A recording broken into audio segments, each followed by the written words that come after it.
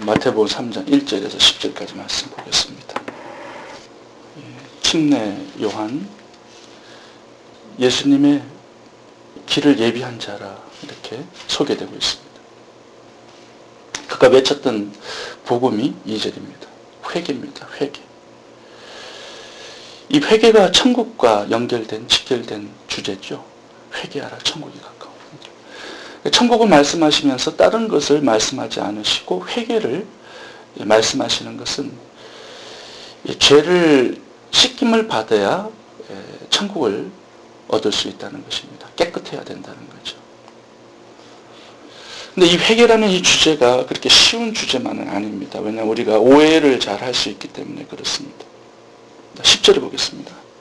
이미 도끼가 나무 뿌리에 놓였으니 좋은 열매 맺지 않은 나무마다 찍어 불에 던지리라. 그러니까 회개는 뭐냐면 좋은 열매를 맺는 것이 회개다. 이렇게 얘기합니다. 8절 보겠습니다. 그러므로 회개에 합당한 열매를 맺고, 회개는 열매가 있어야 그게 진짜 회개입니다. 다시 말하면 회개는 열매를 맺고, 열매를 맺힐 때 2절 천국이 임하는 것입니다. 그러니까 천국과 열매는 함께 가는 거예요. 회개, 천국, 열매는 함께 가는 것입니다. 10절 가보세요. 이미 도끼가 나무 뿌리에 놓였으니 좋은 열매를 맺지 아니하는 나무마다 찍어 불에 던지우리라. 그러니까 참된 회개가 아닌 것은 열매를 맺지 못하고 결국은 찍어 불에 던지우는 심판을 받게 된다는 것입니다. 후회하고 회개는 다른 거예요. 후회는 열매가 없습니다. 과거의 죄를 가지고 안타까워는 해요. 한탄은 합니다. 괴로워는 합니다. 그러나 과거에 그걸로 머물지 미래의 결단으로, 성장으로, 열매로 나가지는 않습니다. 그러니까 미래가 없는 거예요. 후회는. 그렇지만 회개는 하나님을 향해 사는 미래가 있어요. 하나님의 뜻을 순종하는 미래가 있어요. 후회는 여전히 똑같아요. 과거와 현재와 미래가. 그러나 회개는 과거와 현재와 미래가 다릅니다. 과거는 내 뜻대로 살았지만 미래는 하나님의 뜻대로 사는 삶이 열매로 나타난다는 것입니다. 그래서 회개를 방향 전환, 턴이라고 얘기해요. 리펜트는 턴입니다. 다윗과 사울의 차이를 봐보시면 회개와 후회의 차이예요. 사울왕 보시면 내가 잘못했습니다. 이렇게 고백을 자주 합니다. 그런데 계속 동일해요. 미래가 없어요. 과거와 현재와 미래가 동일합니다. 근데 다윗을 봐보세요. 내가 잘못했습니다. 밧세바 간음한 거 내가 잘못했습니다. 우리아 죽인 거 내가 죄를 지었습니다. 그리고 과거를 과거로 묻고 미래에 하나님을 향하여서 순종의 삶으로 나아갑니다. 그게 열매예요. 죄를 다시 반복하지 않아요. 베드로와 가룟 유다의 차이도 회개와 후회의 차이죠. 베드로가 예수님을 3번 부인한 거나 가룟 유다가 예수님을 팔아먹은 거나 비슷한 죄입니다. 그런데 가룟 유다는 죄를 깨달아요. 그런데 그 자리에만 그냥 머물러 있었습니다. 후회하고 자살하죠. 그러나 베드로는 하나님을 향하여서 합니다. 이게 달라요. 그렇다면 우리가 회개한 자의 미래는 어떠한 열매로 나타나는가, 그걸 좀 살펴보기를 원하는 것입니다. 오늘 본문의 동일한 내용이 누가복음 3장에서도 동일하게 나타나 있습니다. 누가복음 3장 한번 좀 펴주실래요? 성경이 있으시니까. 똑같은 성경 구절이 누가복음 3장 9절에서부터 나옵니다. 읽어보겠습니다. 도끼를 이미 나무 뿌리에 갖다 놓으셨다. 그러므로 좋은 열매를 맺지 않는 나무는 다 찍어서 불 이것이 마태복음 이 구절하고 동일한 구절인데 마태복음에 없는 구절을 삽입해냈습니다. 10절 읽어보세요. 10절부터. 우리가 요한에게 물었다. 그러면 우리는 무엇을 해야 합니까? 요한이 그들에게 대답하였다. 속옷을 2벌 가진 사람은 없는 사람에게 나누어 주고 먹을 것을 가진 사람도 그렇게 하여라. 자, 이게 열매예요. 회개한 자의 열매는 이웃을 향하여 살아갑니다. 어떻게? 2벌 옷이 있는 자는 나누어 주는 거예요. 먹을 것이 2개 있는 사람은 나누어 주는 거예요. 이 이웃을 향한 구제와 나눔과 베품과 선행이 바로 회개한 자의 열매라는 것입니다. 이게 없다. 그러면 회개가 없었던 거예요. 그냥 아는 것뿐이에요.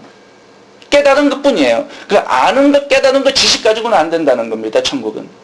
삶 속에서 구체적인 선행이 실천이 돼야 된다는 거예요. 다음 구절 또 읽어보겠습니다. 12절 읽어보세요. 세르들도 세례를 받으러 와서 그에게 물었다. 선생님, 우리는 무엇을 해야 하겠습니까? 13절. 요한은 그들에게 대답하였다. 너희에게 정해준 것보다 더 받지 말아라. 14절 읽어보세요. 또 군인들도 그에게 물었다. 그러면 우리들은 무엇을 해야 하겠습니까? 요한이 그들에게 대답하였다. 아무에게도 협박하여 억지로 빼앗거나 거짓 고소를 하여 빼앗거나 속여서 빼앗지 말고 너희의 공급으로 만족하게 여겨라. 자, 여기 보시면 텍스 콜렉터, 세리들이 나왔어요. 회개했다면 그들의 삶 속에 나타나는 열매는 이웃을 향하여서 착취하지 않는다는 겁니다. 14절 군병들 봐보세요. 그들이 진짜로 회개했다면 이웃에게 힘들게 하지 않는다는 거예요. 뭐예요? 평범한 직장의 삶 속에서 이웃을 향하여서 좋은 일, 선한 일을 하면서 산다는 거예요. 내 자신을 위해서 살지 않는다는 거예요. 내 자신의 유익과 쾌락을 위해 살지 않는다는 거예요. 죄라는 게 뭐예요? 자기 사랑이에요. 자기 사랑. 회개란 뭐예요? 하나님 사랑이고 이웃 사랑이에요. 이것이 성경의 66권의 요약입니다. 하나님 사랑, 이웃 사랑. 그게 회개한 자의 삶 속에 나타나는 삶의 행동이라는 것입니다. 부자와 거지 나사로의 삶의 비유에서 부자가 회개했는지 안 했는지를 볼 수 있는 증거는 뭐죠? 나사로를 돌보고 있는가 아닌가. 이것이 증거입니다. 그럼 마태복음 25장에서는 어때요? 열처녀. 그들이 진짜 회개한 증거가 뭘까요? 달란트 받은 종들이 진짜 회개한 증거가 뭘까요? 헐벗은 자, 굶주린 자, 병든 자, 나그네. 이런 사람들을 구체적으로 삶 속에서 섬기는 그 선행과 구제가 바로 회개한 열매라는 것입니다. 여전히 나만을 위해서 먹고 살고 있다. 아직 회개를 덜한 것입니다. 하나님을 향하여 살고 이웃을 위해 산다.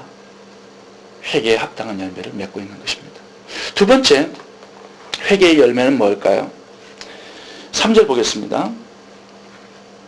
저는 선지자 이사야로 말씀하신 자라. 일러스되 광야에 외치는 자의 소리가 있어 가로되 너희는 주의 길을 예비하라. 그의 첩경을 평탄케 하라. 구약의 예언입니다. 진짜로 회개한 자의 삶은 이 침례 요한의 삶의 모양이 있습니다. 그러나 회개하지 않은 7절의 바리새인과 사두개인의 모습을 한번 보겠습니다. 7절 봅니다. 요한이 많은 바리새인과 사두개인이 세례 베푸는 데 오는 것을 보고 이르되 독사의 자식들아 누가 너희를 가르쳐 임박한 진노를 피하라 하더냐. 그러므로 회개에 합당한 열매를 맺고. 자, 이 사두개인과 바리새인 그리고 침례 요한 뭐가 달라요? 정말 하나님을 만난 자의 삶 속에 뭐가 나타나는 거예요? 주의 길을 예비하는 자. 이 삶이 나타난다는 겁니다. 근데 바리새인과 사두개인들은 하나님의 말씀은 알아요. 깨달았어요. 그러나 하나님의 뜻대로 살지는 않아요. 제가 어제도 말씀드렸듯이 모든 것이 예수 그리스도가 중심입니다. 요한과 바리새인, 사두개인 이 사람들은요 사명자들이에요. 하나님의 말씀을 백성들에게 가르치고 예수 그리스도를 그들에게 전거해서 그들에게 천국의 생명을 넣어줘야 되는 사명이 있는 자들입니다. 근데 바리새인과 사두개인들은 그렇게 살지 않았어요. 자, 그러면 우리가 말씀을 살아가고 있습니다. 회개에 합당한 열매는 뭐예요? 예수 그리스도를 증거하는 것이 바로 회개에 합당한 열매입니다. 이것이 진짜 이웃사랑이에요. 지옥 가는 영혼들을 그냥 내버려 두고 나만 잘 먹고 잘 산다. 그거는요 이미 실패한 자의 삶이에요. 침례 요한은 예수님의 초림을 준비하는 그 길을 예비했어요. 우리는 예수님의 재림을 준비하는 길 닦는 사람들이 되어야 한다는 것입니다. 이것이 회개에 합당한 열매예요. 마태복음 28장 이렇게 말씀하죠. 내가 분부한 모든 것을 가르쳐라. 그리고 지키게 하라. 이것이 우리가 주님의 재림을 준비하는 자의 삶입니다.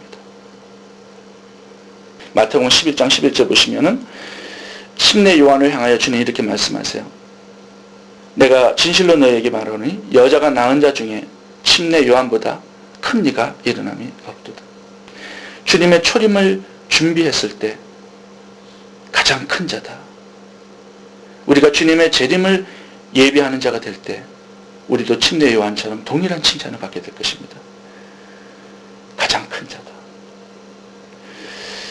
주님께서 인정하시는 가장 큰 자는 다른 게 아니에요. 회개에 합당한 열매를 맺고 사는 사람들이에요.